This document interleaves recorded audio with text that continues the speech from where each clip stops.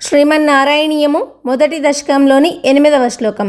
నమ్రాణాం సన్నిధత్తే సతతమపి పురస్తైరనభ్యర్థితానప్యర్థాన్ కామానజస్రం వితరతి పరమానంద సాంద్రాం గతిం చ. ఇత్థం నిశ్శేషలభ్యో నిరవధిక ఫల పారిజాతో హరేత్వం క్షుద్రం తం శక్రవాటీ ద్రుమమభిలషతి వ్యర్థమర్థవ్రజోయం. శ్రీహరి సకల ప్రాణులకు అంతరాత్మవైనందున నువ్వు సర్వజన సులభుడవు. వినమ్రులైన వారికి నువ్వు ఎల్లప్పుడూ సాక్షాత్కరిస్తావు. కోరుకోకపోయినా సరే నువ్వు వాళ్ల పాలిట కొంగు బంగారమై నిరంతరము వాళ్ల కోరికలను తీర్చుతూ ఉంటావు. అంతేకాదు వాళ్ళకి పరమానందదాయకమైన మోక్షాన్ని కూడా అనుగ్రహిస్తావు. కనుక నువ్వు నిరవధికంగా మహాఫలాల్ని ప్రసాదించే కల్పవృక్షానివి.